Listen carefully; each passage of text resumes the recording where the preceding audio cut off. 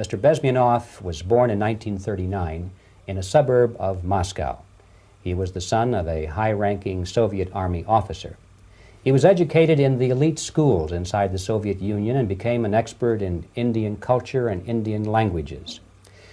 He had an outstanding career with Novosti, which was the, and still is, I should say, the press arm or the press agency of the Soviet Union. It turns out that this is also a front for the KGB. He escaped to the West in 1970 after becoming totally disgusted with the Soviet system, and he did this at great risk to his life. He certainly is one of the world's outstanding experts on the subject of Soviet propaganda and disinformation and active measures. Well, you spoke several times before about ideological subversion. That is a phrase that I'm afraid some Americans don't fully understand. When the Soviets use the phrase ideological subversion, what do they mean by it? Ideological subversion is the slow process which we call either ideological subversion or active measures, активные мероприятия in the language of the KGB, or psychological warfare.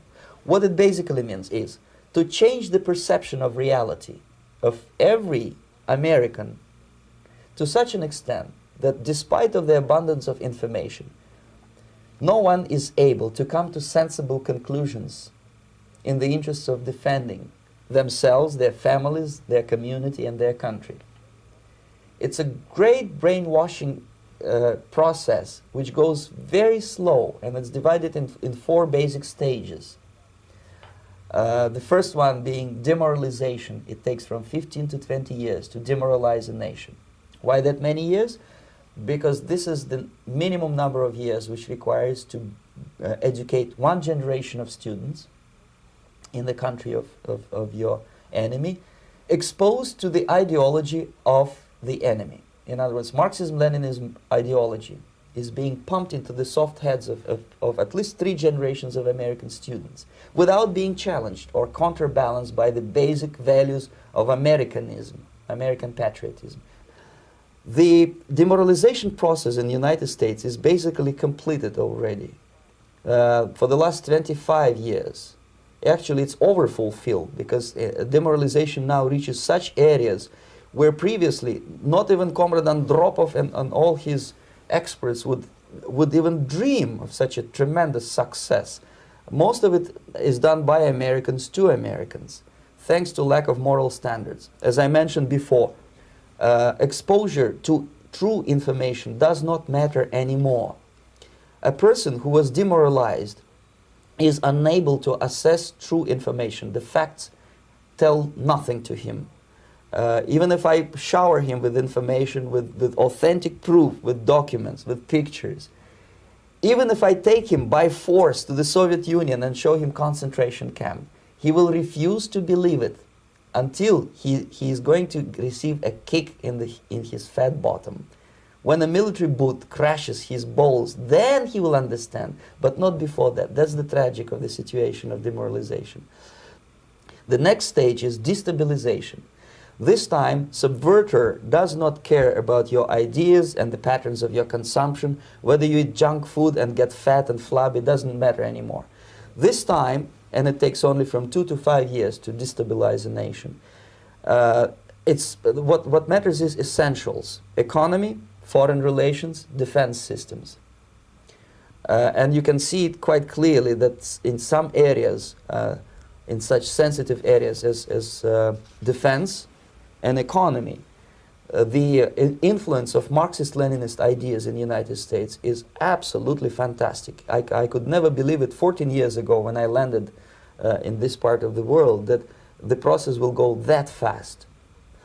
The next stage, of course, is crisis. It may take only up to 6 weeks to bring a country to the verge of crisis. You can see it in Central America now. And after crisis, with a violent change of power, structure, and economy, you have so-called the period of normalization. It may last indefinitely.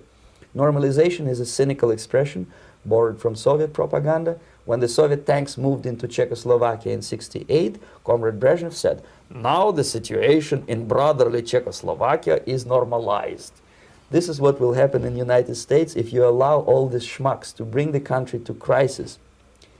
to promise people all kind of goodies and the paradise on earth, to destabilize your economy, to eliminate the principle of free market competition, and to put a big brother government in Washington, D.C., with benevolent dictators like Walter Mondale, who will promise lots of things, never mind whether the promises are fulfillable or not.